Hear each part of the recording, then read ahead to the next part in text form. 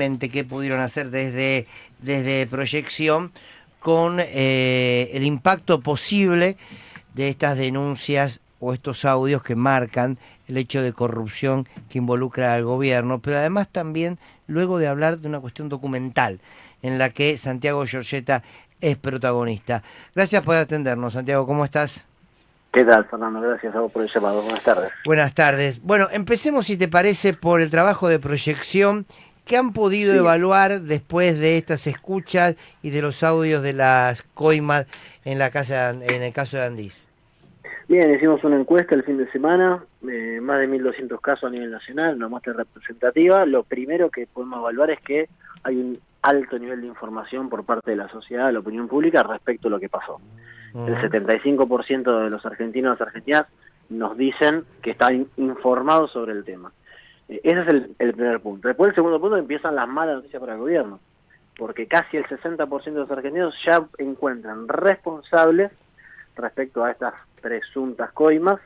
En primer término, al exdirector de la Agencia Nacional de Discapacidad, Diego Españolo, pero muy cerquita ya aparece Karina Milei como una de las responsables de esto.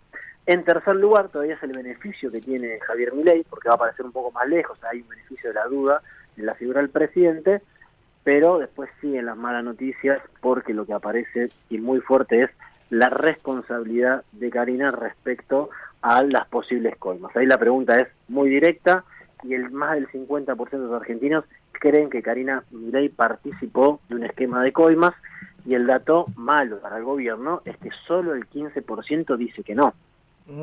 Solo 15 de cada 100 argentinos nos dicen que no, el resto duda, y acá es cuando vos desagregas, Fernando, por votos, de los que votaron a Javier Milei en el balotaje en el 2023, solo 2 de cada 10 dicen que Karina es inocente.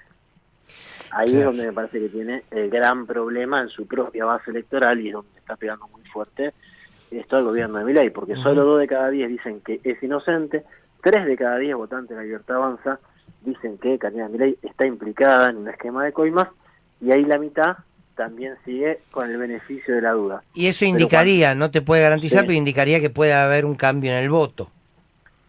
Exactamente. Claro. Y ahí vamos a la última pregunta, que era, bueno, a partir de estos hechos, ¿crees que podrá llegar a cambiar el voto? Sobre todo pensando en la elección de octubre, porque la de septiembre en Provincia de Buenos Aires falta muy poquito, y ahí tenés un dato que es agridulce, si querés, para el gobierno, porque si bien el 65% te dice que sí, que mantiene el voto, que eso nominalmente a nivel nacional, estamos hablando de entre un 35 y 37% a nivel nacional. O sea, ya ahí se le empieza a derrumbar al gobierno si querés, el que iba a arrasar en las elecciones, que iba a pintar la Argentina de violeta. Bueno, ya eso se empieza de a poquito a desgranar, porque con 35% no arrasás nada.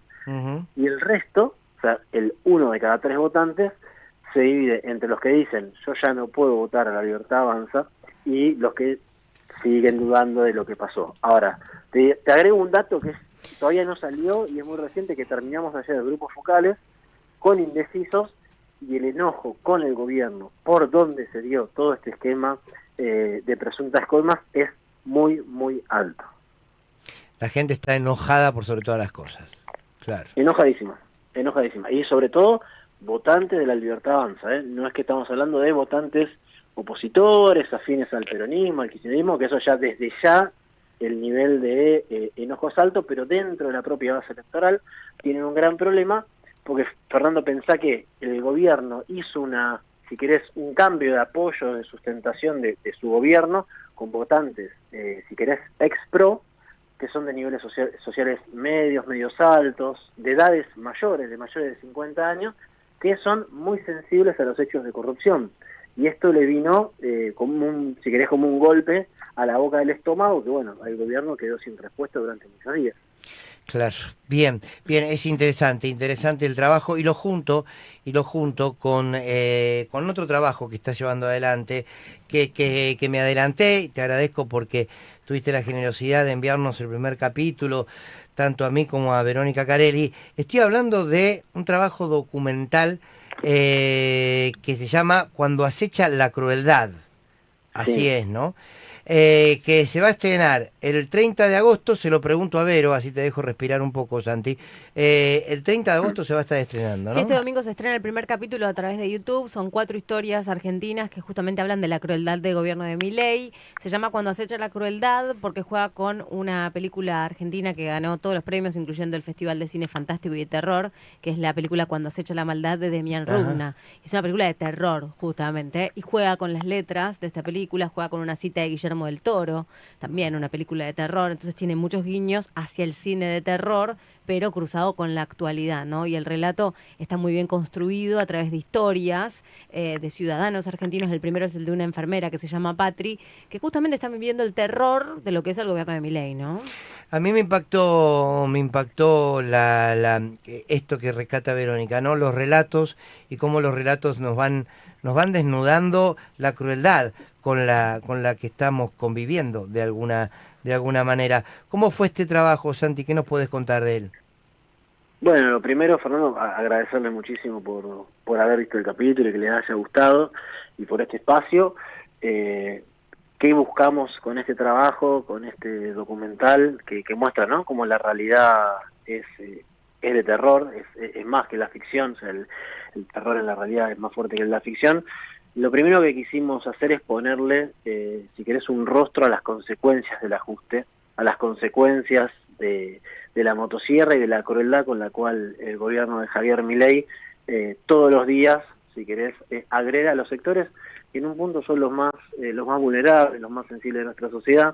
En este caso, Patria es una jubilada que se jubiló con la mínima, que paga moratoria, que hace malabares para llegar a fin de mes, y nos pareció que en este momento que transcurre, ¿no?, a nivel, si querés, mediático, de comunicación, político, esas voces, esos rostros tenían que tener un lugar donde poder expresar ese malestar, esa angustia, esa desesperación que sienten la gran mayoría de los argentinos y argentinas, sobre todo en ese segmento de los jubilados y jubiladas, que bueno, hacen lo que pueden para llegar a fin de mes. También esto sobre los relatos de las cosas mínimas, digo, la dificultad que genera, o la angustia que genera por ahí algo tan sencillo como pagarle una vuelta en la calecita a un nieto, una nieta, y que uno no lo puede hacer, y lo que cuesta y lo que duele, y este atravesamiento con el discurso del gobierno constantemente de exacerbar la crueldad sobre, bueno, en este caso sobre los jubilados, de no poder o no querer en realidad poder mirar a los ojos a esas personas y tratar de ayudarlos, sino todo lo contrario, pareciera ser que gobiernan a través del desprecio.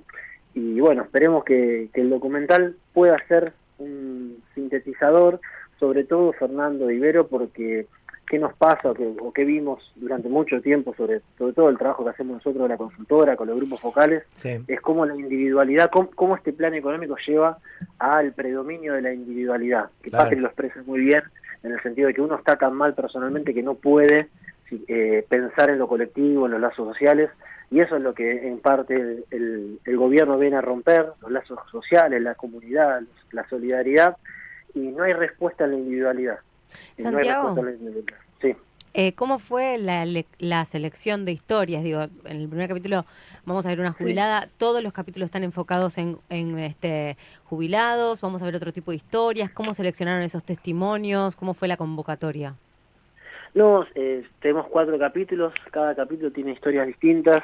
Bueno, Patri es la jubilada, el siguiente capítulo son trabajadores de una empresa textil, el tercer capítulo es una docente y una estudiante de la carrera de medicina en una universidad del conurbano, y el último capítulo es un residente del hospital Posadas, un médico residente del hospital Posadas. La Claro, verdad que salud, buscamos ver. educación, jubilados, los ejes del ajuste, ¿no?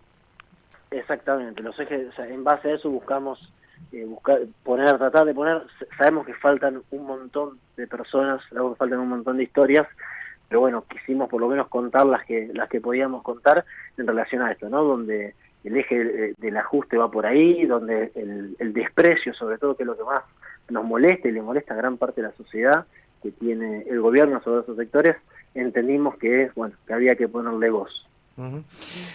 Santiago, bueno, gracias a vos por este rato, por la doble información del documental Cuando acecha la crueldad, que recordamos ver entonces está ya el primer capítulo. A partir de este domingo en YouTube. Del 30. Y después todos los domingos, ¿no? El 30, a partir del 30 en YouTube, y después, mira, estamos viendo si es todos los domingos o si hacemos alguna especie de jornada donde se puedan sacar todos los capítulos juntos, que por ahí quien quiera verlo lo va a disfrutar más todos juntos, porque claramente tienen una linealidad. Sí, claro. Son cortos, duran 20 minutos más o menos. Sí, y son 20 minutitos cada capítulo. Son muy necesarios, entonces, Cuando acecha la crueldad, búsquenlo en YouTube. Gracias, Santiago, fuerte abrazo. Un gran abrazo para ustedes y muchísimas gracias. Buenas tardes. Santiago Giorgetta, director asociado de la proyección, véanlo cuando